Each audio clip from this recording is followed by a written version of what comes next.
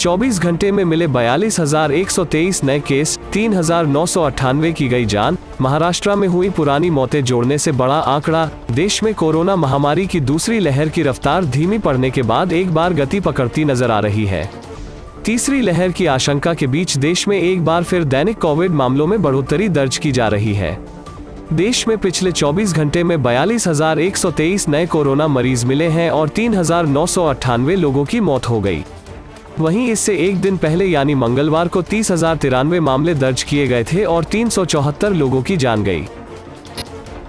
Eid ul Azha Covid protocol के तहत पूरे देश में की जा रही नमाज अदा। राष्ट्रपति और पीएम मोदी ने दी मुबारकबाद। आज पूरे देश में ईद उल अजहा यानी बकरीद का त्योहार मनाया जा रहा है।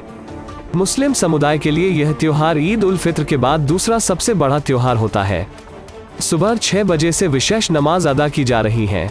हालांकि इस दौरान कोविड प्रोटोकॉल का पालन करना अनिवार्य है। सीमित संख्या में ही नमाजियों को मस्जिद में प्रवेश करने की अनुमति दी गई है। इस खास मौके पर राष्ट्रपति, प्रधानमंत्री समेत अन्य नेता भी बधाई दे रहे हैं। प्रधानमंत्री नरेंद्र मोदी ने बुधवार को ईद उल अजहा के मौके पर देशवासियों को बधाई दी। पीएम मोदी ने ट्वीट किया, ईद मुबारक, ईद उल अजहा पर हार्दिक शुभकामनाएं। आज का दिन समाज की बेहतरी के लिए सामूहिक सहानुभूति, सद्भाव और समावेश की भावना को आगे बढ़ाए। अपने बयानों को लेकर चर्चा में रहने वाले उत्तर प्रदेश सरकार के राज्य मंत्री आनंद स्वरूप शुक्ला ने मंगलवार को शायर मुनव्वर राणा पर हमला बोला। उन्होंने कहा कि उनके जैसे लोगों को प्रदेश ही नहीं देश छोड़कर जाना होगा। वैसे लोग एनकाउंटर में मारे जाएंगे जो भारतीयों के खिलाफ खड़े होंगे। राज्य मंत्री आनंद स्वरूप ने बलिया में मीडिया से बात करते हुए मुनव्वर राणा को लेकर यह बयान दिया। इसके साथ ही उन्होंने कहा कि मुनव्वर राणा उन लोगों में से हैं जो 1947 के बंटवारे के बाद भारत में रुक गए थे और देश को अंदर से तोड़ने की साजिश रचने वालों में शामिल हो गए। मालूम हो कि बीते दिनों शायर मुनव्वर राणा ने योगी सरकार के खिलाफ बयान दिया था कि अगर योगी आदित्यनाथ फिर से उत्तर प्रदेश के मुख्यमंत्री बनते हैं तो वह राज्य छोड़कर चले जाएंगे। इसके साथ ही मुनव्वर ने कहा था कि वो यह भी मान लेंगे कि अब यूपी मुसलमानों के लिए रहने लायक नहीं है। पश्चिम बंगाल की मुख्यमंत्री ममता बनर्जी और उनकी पार्टी तृणमूल कांग्रेस बुधवार यानी आज राष्ट्रीय स्तर पर शहीद दिवस मनाएगी। टीएमसी के गठन के बाद से हर साल 21 जुलाई को शहीद दिवस के रूप में मनाया जाता है, लेकिन कोरोना के चलते पिछले साल तृणमूल ने शहीद दिवस को सांकेतिक तौर पर मनाया गया था।